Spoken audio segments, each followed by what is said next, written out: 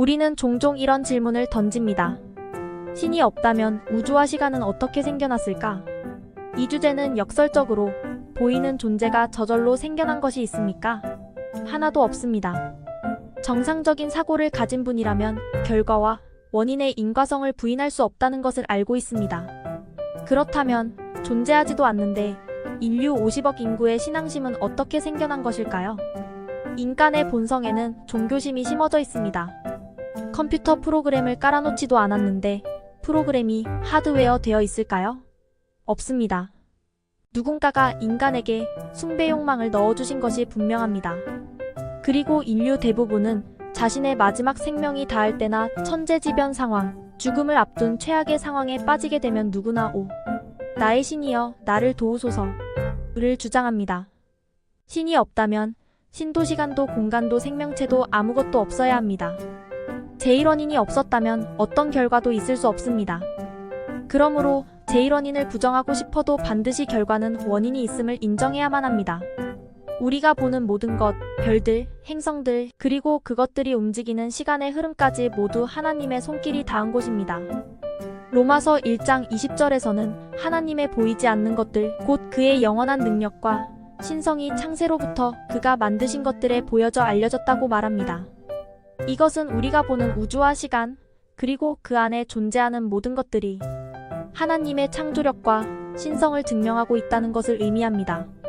선과 악의 기준도 없다면 살인을 해도 그것이 죄가 아닙니다. 선악을 결정할 수 있는 사람은 아무도 없습니다. 역사와 시대, 집단, 개인마다 모두 선과 악의 기준은 다릅니다. 노벨문학상을 받은 죄와 벌이란 책에서는 주인공이 전당포 노파를 죽여도 그를 정당한 살인이라 미화했습니다. 표준이 없을 때는 그 무엇도 선이 되거나 악이 될 수 없습니다. 히틀러와 스탈린 같은 사람도 악하다고 말할 수 없습니다. 600만 명을 죽인 히틀러와 수천만 명을 죽인 스탈린도 선한 사람이 될 수도 있습니다. 수십 명을 죽인 묻지마 살인자도 악인인지 선인인지 판단이 안 됩니다.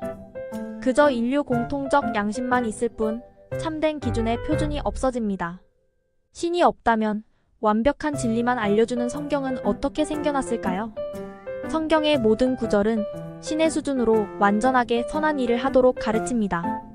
이것이야말로 제1원인의 실체와 그분의 마음을 알 수 있으며 신이 인간을 진정으로 사랑하고 인간을 위해 지침을 주셨다는 완전한 증거입니다.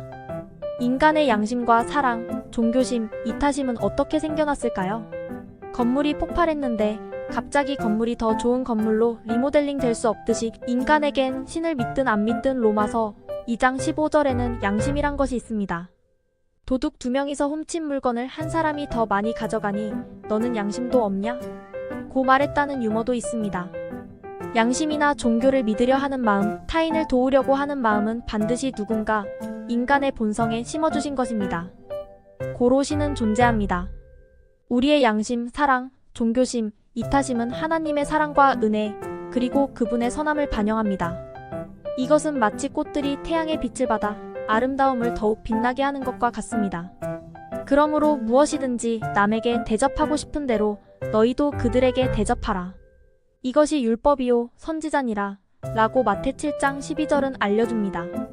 이러한 인간 본성의 사랑의 완성을 위해 기록한 성경 말씀은 신의 존재를 더욱더 확신하게 합니다. 우주에서 가장 불가사의한 것이 인간의 두뇌라고 학자들은 말합니다. 칼 세이건은 인간은 2천만 권의 책을 수용할 수 있다고 하였습니다. 인체는 두려울 정도로 신비롭게 만들어졌으며 100조 개의 세포의 활동은 경이롭고 완전합니다. 이것 역시 신의 존재의 증거입니다. 우리는 심령술사들의 기이한 기적적 현상을 직접 보기도 하며 영매술자들, 종교 지도자들의 권능들의 영적 현상, 빙의 등의 실제 기적적 행위를 보게 됩니다. 이것 역시 신의 존재를 인정할 수밖에 없습니다. 지구를 포함한 자연계의 완전한 질서의 근원을 어떻게 설명할 수 있을까요? 질서에는 정신이 있고 정신은 생명에서 나옵니다. 살아계신 신은 질서 있게 모든 것을 창조하셨습니다. 신이 없다면 인간은 지금 죽어도 아무런 손해도 아닙니다. 사후세계도 없습니다. 가끔 범죄자들이 무신론적 견해로 소시오패스 행동들을 합니다. 공산주의 이론의 기초에도 무신론입니다. 인간의 존엄성과 신의 형상을 부정하여 대량 학살을 저지르기도 합니다. 집을 누가 만든 이가 없이 저절로 생겨난 걸 믿는 것과 같습니다.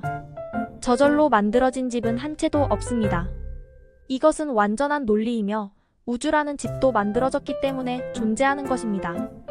죄의 심판도 없기 때문에 악이 지배해도 당연합니다. 전도서 8장 11절에선 악을 집행하지 않으니 악이 더 담대해진다는 말씀처럼 신을 부정하니 온 세상이 자기 멋대로 무신론의 집단 최면에 빠져 악을 밥 먹듯 저지르게 됩니다. 신이 없다면 시간과 공간 속에서 인간이 영원히 살 수 있을 수도 없습니다. 신이 영원히 살아계시기 때문에 인간의 영원한 생명은 가능합니다. 무신론자들도 인간의 고결함과 존엄성을 주장합니다. 그러나 신이 없다면 우린 저절로 존재된 것이므로 만들어진 이쑤시개보다 나을 것도 없어집니다. 지금 모든 게 사라져도 아무런 상관이 없습니다. 신이 없다면 믿는 사람들은 가장 불쌍한 사람이라는 고린도전서 15장 19절의 말씀처럼 됩니다. 사랑, 기쁨, 평화, 오래 참음, 친절, 선함, 믿음, 온화, 자제 등 모욕을 참아내고 죽기까지 신에게 충성하는 이 고귀한 행위들이 모두 거짓말이고 누군가 지어낸 것을 믿는 거니까 바보들이 되는 것입니다. 신이 없다면 말입니다.